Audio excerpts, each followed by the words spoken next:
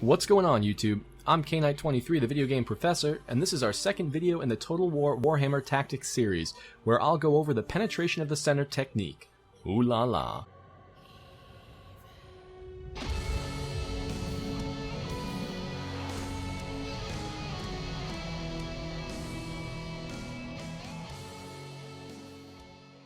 The year is 1940, and the world is once again at war.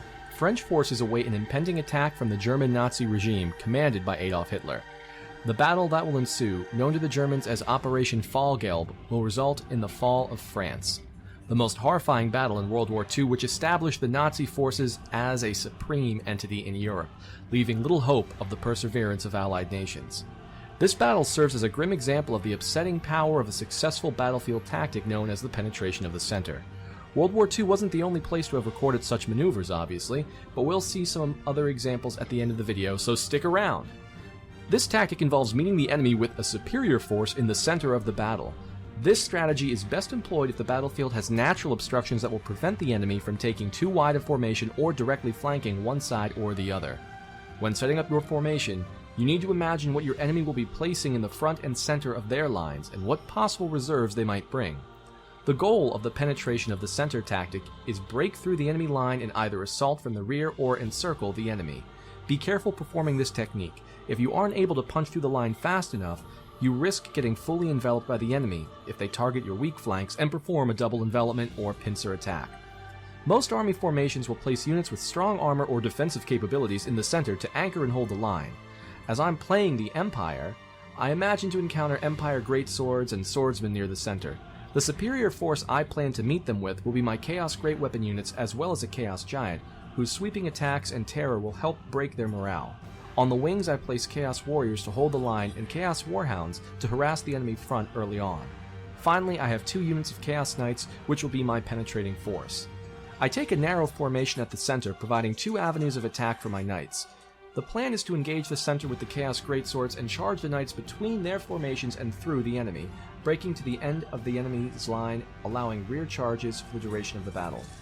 As we march on, I take some artillery fire, which is quickly disrupted by the Chaos Warhounds.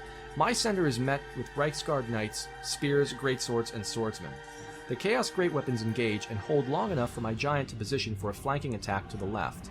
Things aren't looking too good, but my reserves are about to come into play and prevent the enemy from enveloping me. I fill the holes in my defense with my Chaos Warriors and Knights on my left wing, while punching through with the second unit of Knights on my right wing. I still have a unit of Chaos Warriors in reserve. As soon as I see the Reichsguard Knights break off from the right wing engagement to pursue my Knights, I move out my Chaos Warriors to envelop the Empire Spear and Swordsman from the rear in a classic hammer and anvil maneuver. As my Knights on the left wing break, another hole opens up which I quickly plug with more Chaos Warriors. This could have been bad, but as I planned, my Knights that have broken through the line are now free to perform strong charges on the rear of the enemy, shattering their will to fight and encouraging the Warriors of Chaos to grind the Empire soldiers into something that could be confused for a beef stroganoff. With one final charge on the rear of my enemy's left wing, the Chaos Knights secure the victory, breaking their morale and forcing a full round. To review, when performing a penetration from the center, keep your wings in strong defensive formations. Their goal is to hold on long enough for you to penetrate the enemy line with your center. Make sure the center has your best troops, expertly picked to counter what the enemy general will field. Position your units to avoid too much globbing in the center. You want to fully engage with as many units as possible. For me, this involved narrow formations with my great weapons, providing an avenue of attack for my charging Knights. Units that cause fear and terror are instrumental in breaking enemy morale and pushing through the line. I hope you enjoyed this part of our tactics series.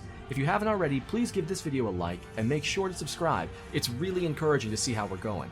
Looking forward to getting to 500 subscribers soon, so any help would be awesome. Here are a few more historical examples of the penetration of the center in action. Can you spot which side is performing the maneuver?